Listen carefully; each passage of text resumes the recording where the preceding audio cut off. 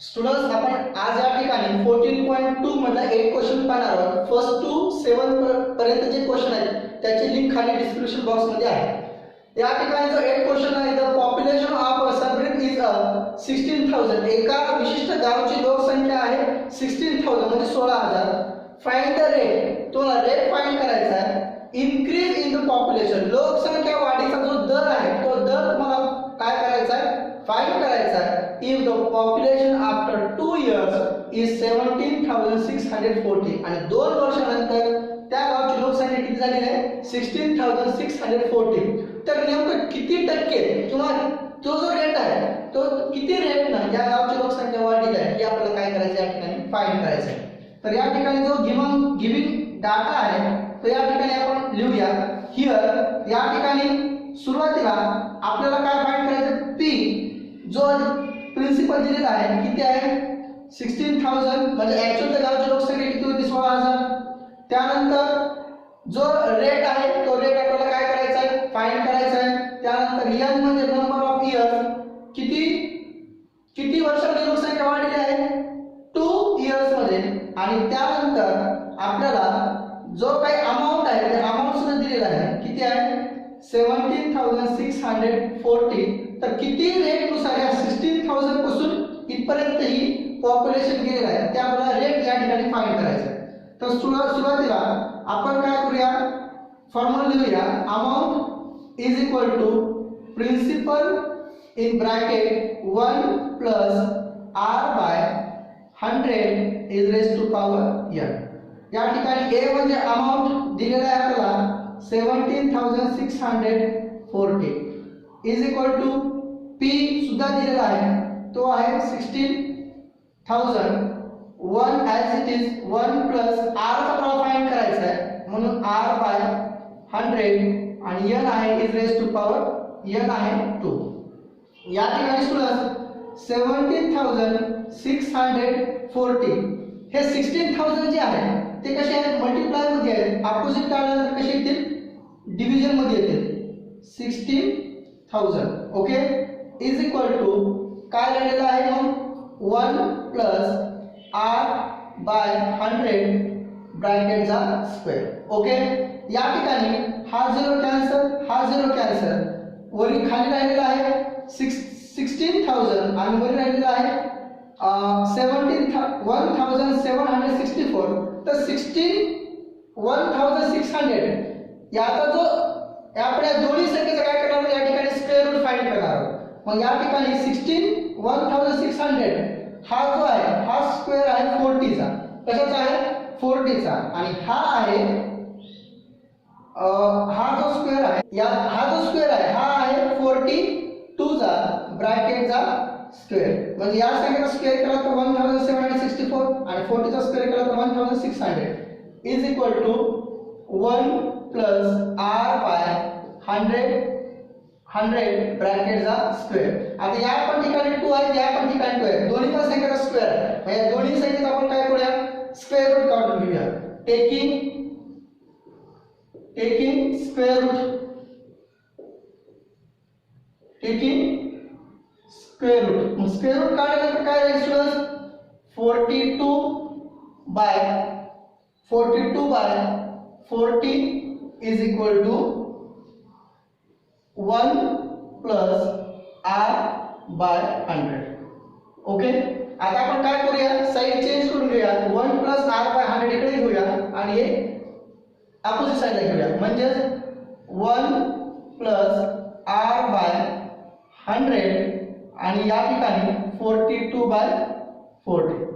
Okay, या ठिकाणी students या ठिकाणी जर तुम्ही 1 पाहिला तर 1 कसे आहे प्लस मध्ये आहे, अपोजिटला गेल्यानंतर कसे जातील डिवाइड मध्ये. म्हणजे r by 100 is equal to 42 by 40. हे जे 1 प्लस आहे अपोजिटला गेल्यानंतर कसे येतील -1. आता स्टुडंट्स याचा डिनोमिनेटर काय नाही म्हणजे काय आहे 1 आहे. ओके, आता जोपर्यंत डिनोमिनेटर सेम होत नाही तोपर्यंत आपण या ठिकाणी सबट्रॅक्शन करू शकत नाही. म्हणजेच काय या ठिकाणी मग याचं डिनोमिनेटर सेम करायचं म्हणजे याला पण 40 ने मल्टिप्लाय करावं लागेल आणि याला सुद्धा 40 ने मल्टिप्लाय. म्हणजेच काय r by 100 is equal to या ठिकाणी 41 चा 40 41 चा 40 म्हणजे 40 40 सेम झाले आणि या ठिकाणी 42 मायनस 41 चा 40 म्हणजे आन्सर येईल 42 मधून जर 40 गेले तर आन्सर येईल 2/40. ओके. आता यानंतर आपल्याला r फाइंड करायचा आहे. r is equal to answer आले 2/40. आता या 100 जे आहे ते डिवाइड मध्ये आहे, अपोजिटला गेल्यानंतर कसे जातील मल्टिप्लाय मध्ये. ओके. मायनसचं प्लस प्लसचं मायनस, डिव्हिजनचं मल्टिप्लिकेशन आणि मल्टिप्लिकेशनचं डिव्हिजन. या ठिकाणी 100 डिवाइड मध्ये आहे, अपोजिट आल्यानंतर डिवाइड मध्ये. या ठिकाणी कटआउट्स करूया. हा 0 कटला, हा 0 कटला, 2 1 जा 2 2 2 जा 4 2 1 जा 2 आणि 2 5 जा 10. म्हणजे या ठिकाणी जो रेट आलेला आहे तो रेट आलेला आहे 5 आणि रेट हा कसा पण असतो पर्सेंट मध्ये असतो. म्हणजे रेट इज 5%. म्हणजे 5% ला 16,000 चे किती होतात 17,640 एवढं पॉप्युलेशन इन्क्रीज झालेलं आहे त्या गावचं. यानंतर आपण 9 आणि 10 हे दोन क्वेश्चन पाहणार. स्टुडंट्स या ठिकाणी 9 क्वेश्चन आहे. इन हाऊ मेनी इयर्स किती वर्षामध्ये 700 अमाउंट आपल्याकडे 700 अमाउंट आहे, सॉरी 700 रुपयाचं अमाउंट किती झालेलं आहे 847 at a compound interest rate of 10 TCPA. म्हणजे 700 रुपयाचे किती वर्षामध्ये चक्रवाढ व्याजानुसार 847 रुपये होतील की त्याचा रेट आहे 10 TCPA. मग या ठिकाणी हिअर या ठिकाणी सुरुवातीला ए मध्ये अमाउंट दिलेला आहे. अमाउंट या ठिकाणी दिलेला आहे 847. ओके. 847 आपल्याला अमाउंट दिलेला आहे. त्यानंतर पी म्हणजे प्रिन्सिपल ते किती आहे 700. त्यानंतर रेट सुद्धा दिलेला आहे, रेट आहे 10 आणि त्यानंतर आपल्याला काय फाइंड करायचं नंबर ऑफ इयर्स म्हणजे किती वर्षामध्ये होईल हे आपल्याला फाइंड करायचं आहे. तर आपल्याला फॉर्म्युला आपण लिहून घेऊया. अमाउंट इज इक्वल टू काय formula P in bracket 1 plus R by 100 is raise to power n. Okay.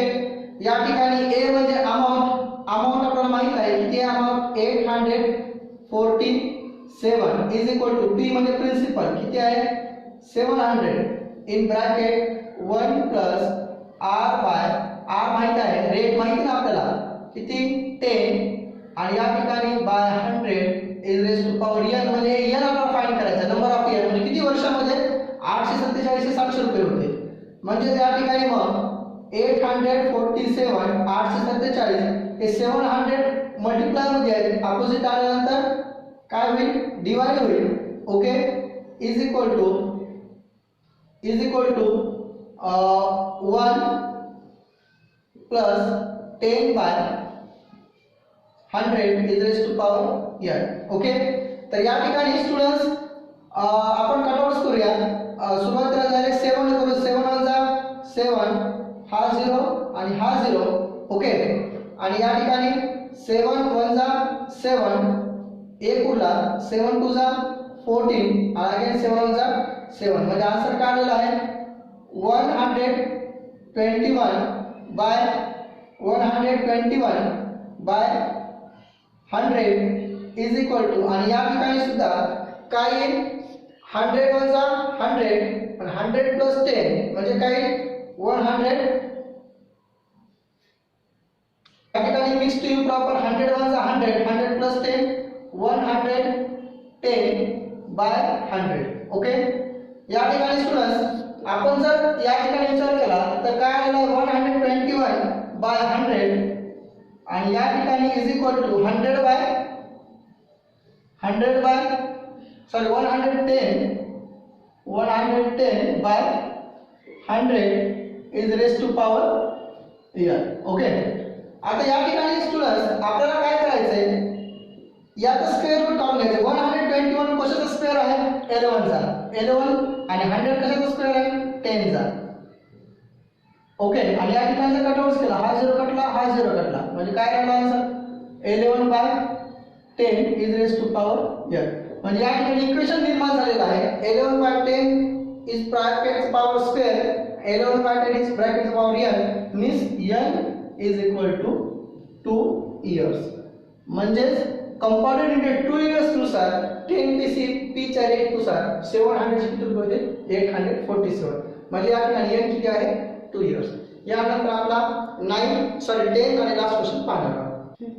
Students विद्यार्थ्यांनो या ठिकाणी आपल्याला काय 10वा क्वेश्चन 14.2 मधला आणि शेवटचा क्वेश्चन आपण या ठिकाणी पाहणार आहोत. Find the difference between the simple interest. Simple interest म्हणजे काय सरळ व्याज आणि कंपाऊंड इंटरेस्ट म्हणजे चक्रवाढ व्याज at 2000 at 8 PCPA. आणि या ठिकाणी स्टुडंट्स आपल्याला एक मिसिंग दिलेला आहे ते म्हणजे हे जे आहे ते वर्ष दिलेलं आहे इन 2 इयर. हे नवीन सिलेबस नुसार आलेलं आहे. ओके तर या ठिकाणी आपल्याला काय करायचं चक्रवाढ व्याज आणि सरळ व्याज याचा फरक म्हणजे डिफरन्स सांगायचा आहे. आणि त्याचा जो रेट आहे तो रेट आहे 8 PCPA आणि किती वर्षामध्ये 2 इयर्स मध्ये. तर या ठिकाणी हियर या ठिकाणी सुरुवातीला p म्हणजे प्रिन्सिपल दिलेला आहे. प्रिन्सिपल आहे 2000. या ठिकाणी रेट्स दिलेला आहे.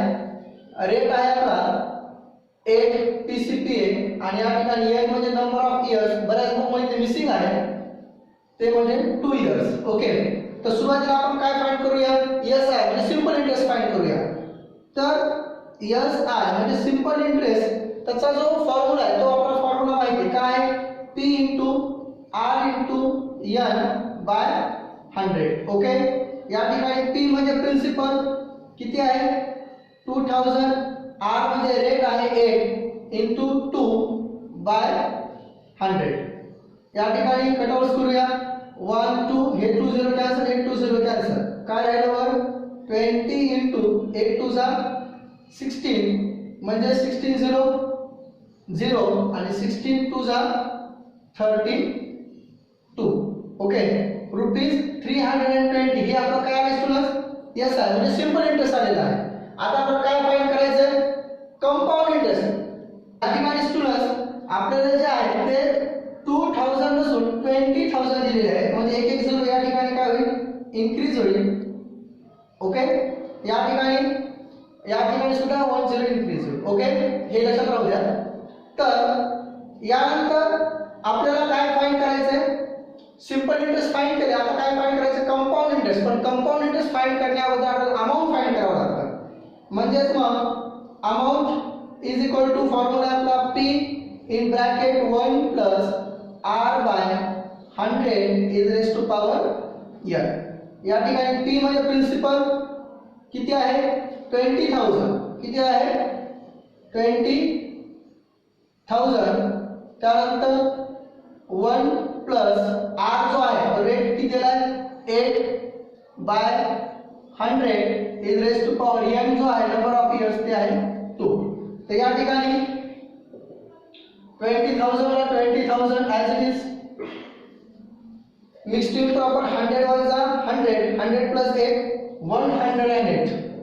108 बाय 100 या आपण 2 टाइम्स लिहूया कारण की ब्रॅकेटचा स्क्वेअर आहे. ओके आणि या ठिकाणी काय होतं 1 2 3 and 4 1 2 3 4 काय राहिलेलं आहे वर मग 2 * 108 * 108 या सर्वांचा जर मल्टिप्लाय केला तर आन्सर येतं 23,328. ओके आता हे काय आलेलं आहे स्टुडंट्स अमाउंट आलेलं आहे. आता अमाउंट आल्यानंतर आपण कसं फाइंड करतो कंपाऊंड इंटरेस्ट CI म्हणजे काय कंपाऊंड इंटरेस्ट. कंपाऊंड इंटरेस्ट कसा फाइंड करतो आपण या अमाउंट मधून प्रिन्सिपल काय करतो मायनस करतो. अमाउंट आपल्याला राहिलेला आहे 23,328 मायनस प्रिन्सिपल आपलं किती होतं 20000. या ठिकाणी सबट्रॅक्शन करूया 8 मायनस 0 8 2 मायनस 0 2 3 मायनस 0 3 या ठिकाणी अगेन 3 मायनस 0 3 आणि 2 मायनस 2 0 0 ला काही गरज नाही. म्हणजे या ठिकाणी सिंपल इंटरेस्ट किती आलेला आहे 3328. तर आपल्याला काय करायचं आहे डिफरन्स आहे. डिफरन्स म्हणजे सबट्रॅक्शन सिंपल इंटरेस्ट आणि कंपाऊंड इंटरेस्ट. मग या ठिकाणी लिहूया डिफरन्स कोणामध्ये simple interest minus simple interest आणि कोणामध्ये कंपाऊंड इंटरेस्ट. कंपाऊंड इंटरेस्ट म्हणजे CI आणि सिंपल इंटरेस्ट म्हणजे SI. ओके, या ठिकाणी CI किती, CI म्हणजे कंपाऊंड इंटरेस्ट आलेला आहे 3328 मायनस सिंपल इंटरेस्ट किती आलेला आहे 3200 इज इक्वल टू, या ठिकाणी सबट्रॅक्शन करूया 8 मायनस 0 8, त्यानंतर 2 मायनस 0 2, त्यानंतर 3 मायनस 2 1 आणि अगेन 3 मायनस 3 0. म्हणजे या ठिकाणी जे आपलं डिफरन्स येणार आहे म्हणजे ते येणार आहे 128. अशा पद्धतीनं आपला 14th लेसन झालेला आहे. जर चॅनलला लाईक आणि सबस्क्राईब केलं असेल ते करून घ्या, म्हणजे तुम्हाला आणखी नवनवीन व्हिडिओ पाहता येतील. थँक्यू.